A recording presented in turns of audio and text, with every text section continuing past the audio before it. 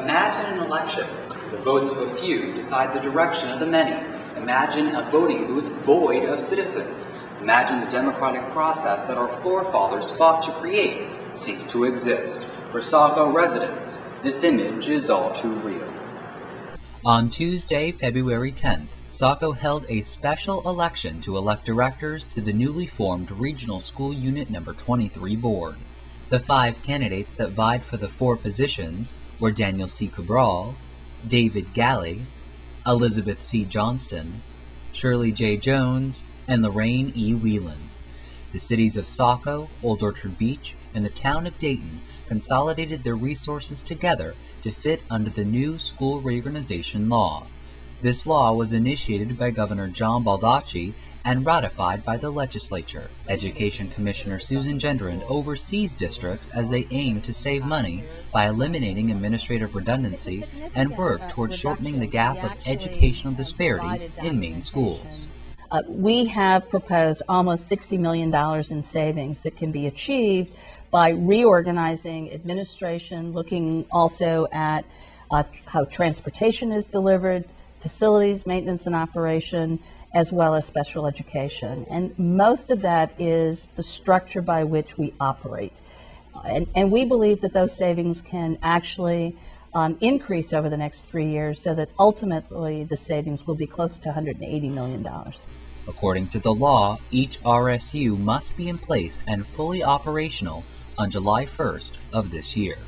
The question remained, was there as much interest and turnout in this past special election in February as there was in the November general election a few months earlier? Well, this RSU process has received a lot of publicity, but I'm not sure the public totally understood what was going on.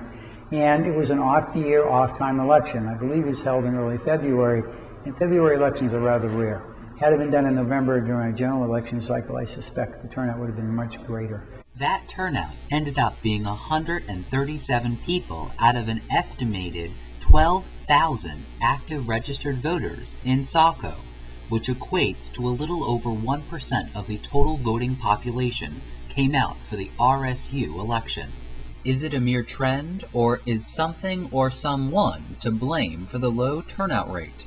The Saco City Clerk is Lucette Pellerin, who is responsible for administrating elections among a laundry list of duties and responsibilities. I'm not sure if it was because we didn't do a good job advertising and engaging people in the process.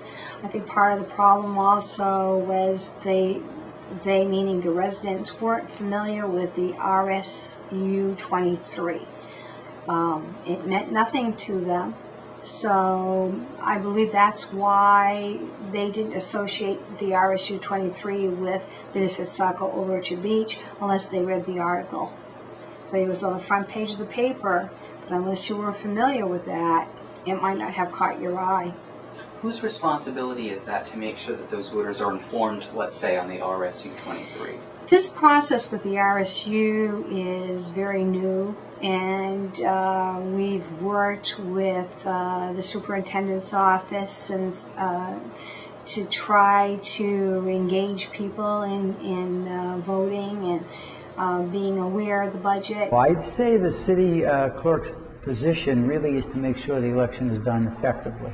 It's really the political bodies of the community that should be involved in that, such as myself, the city council, but primarily the school board.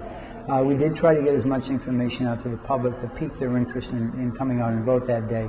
But I don't look at it as the city clerk's responsibility to advertise elections, though she has to advertise them in the newspaper. It's really a political process, and the political leaders should be the primary individuals bringing that forward. This time around, we're the 3 clerks and the superintendent's office are working as a team to promote the election and make sure that the advertising is out there and the local newspapers participate in the process and hopefully call the RSU referendum to the taxpayers' attention. In an attempt to reach out to voters, the city of Saco looks ahead to the upcoming elections.